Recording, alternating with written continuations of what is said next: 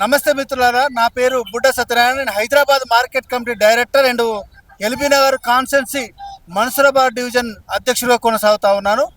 ముఖ్యంగా ఈరోజు అధిష్టానం ఏదైతే పిలుపునిచ్చిందో మరి ఆ పిలుపు మేరకు ఇలా ఎల్బీ నగర్ నియోజకవర్గం నుంచి మరి మేము పెద్ద ఎత్తున కూడా ఈ యొక్క కార్యక్రమానికి ఈ యొక్క పరిగి నియోజకవర్గంలో నిర్వహిస్తున్నటువంటి ఈ యొక్క కాంగ్రెస్ పార్టీ పాదయాత్ర కార్యక్రమానికి మేము పెద్ద ఎత్తున రావడం జరిగింది. మా మధుయాస్కి గౌడ్ గారి నాయకత్వంలో మరి ఆయన సూచన మేరకు ఎల్బీ నగర్ నుంచి మరి ఇక్కడ మేమందరం కూడా రావడం జరిగిందని మీ సందర్భం తెలియపరుస్తా ఉన్నాను. రేవంత్ రెడ్డి గారి పర్ఫార్మెన్స్ చూసినట్టయితే ఆయన ఏదైతే ఎన్నికల ముందు ఇచ్చినట్టు వాగ్దానాలు ఏవైతే ఉన్నాయో ఆ వాగ్దానాలు కూడా ఒక్కొక్కటి కూడా ఇలా పూరిస్తూ ఉన్నాం. ప్రజలకు దగ్గర అవుతా ఉన్నాం. ప్రతి సమస్యను కూడా ఏ సమస్య ఉన్నా ముఖ్యమంత్రి గారు అధికారులతో సమీక్షించుకుంటూ ప్రతిదీ కూడా ఆయన చూస్తూ ఉన్నారు. మంత్రులు ఏదైతే ఉన్నారో పూర్తి సహకారంతో ఈ కార్యక్రమాలు నిర్వహిస్తూ ఉన్నామని చెప్పి ఈ సందర్భంగా తెలియజేస్తూ ఉన్నాను. కేటీఆర్ అనే వ్యక్తి ఇలా మనం చూస్తూ ఉన్నాం. కేవలం రాజకీయ సౌలభ్యం కొరకే అబద్ధాలు ఆడాలా, నాలుగు ముచ్చట్లు చెప్పాలా, ఏదో రకంగా ప్రజల్లోనే కనిపించాలనే ఆలోచన తప్ప కేటీఆర్కు ఏదో శుద్ధశుద్ధితోటి ఏదో చేయాలని కాదు.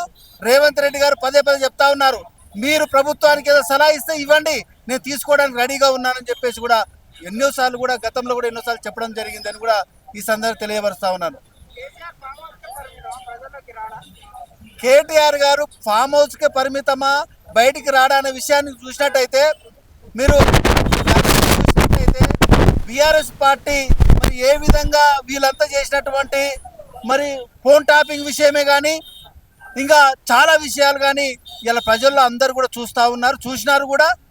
అందుకే కాంగ్రెస్ పార్టీ ఈ రాష్ట్రంలో రావాలి, అభివృద్ధి జరగాలంటే కేవలం కాంగ్రెస్ పార్టీతో సాధ్యమవుతున్న ఉద్దేశంతో ప్రజలు కూడా బీఆర్ఎస్ పార్టీని కేటీఆర్ కేసీఆర్ని పరిమితం చేయడం జరిగిందని కూడా ఈ సందర్భం తెలియజేస్తా ఉన్నాను.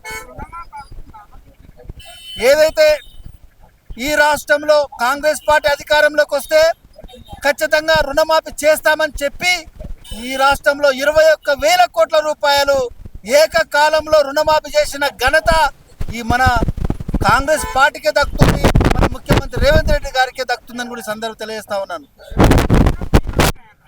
ఒక్కటి గుర్తుంచుకోవాలి మిత్రులారా, ఏదైతే ఇందిరమ్మ ఇండ్లు ఇస్తామని చెప్పినామో గతంలో చూసినట్టయితే ఇందిరాగాంధీ పీరియడ్ నుంచి చూసినట్టయితే ప్రతి ఒక్కరు కూడా ఇప్పటికీ గ్రామాలలో చూస్తే మరి ఇందిరమ్మ ఇండ్లే కనిపిస్తా ఉన్నాయి తప్ప మరి ఈయన కట్టినటువంటి ఇండ్లు కూడా ఎక్కడ కనిపిస్తలేవు. మేము ఆనాడే చెప్తా ఉన్నాం, ఖచ్చితంగా కూడా ఇందిరమ్మ ఇండ్లు ప్రతి ఒక్క లబ్ధిదారుడికి ఎస్సీ ఎస్టీలకు 6 లక్షల రూపాయలు మరి మిగతా వాళ్ళకి 5 లక్షల రూపాయలు కూడా ప్రకటించిన విషయం మీ అందరికి తెలిసిందే. మరి అదే విధంగా ఇలా ప్రభుత్వం పనిచేస్తూ ఉంది. 100% కాంగ్రెస్ పార్టీ ప్రభుత్వంలోకి మళ్ళీ వస్తుంది. 10 సంవత్సరాలు కాంగ్రెస్ పార్టీ అధికారంలోకి ఉంటుందని చెప్పి కూడా తెలియపరుస్తా ఉన్నాం. Subscribe us and press the bell icon for more interesting updates.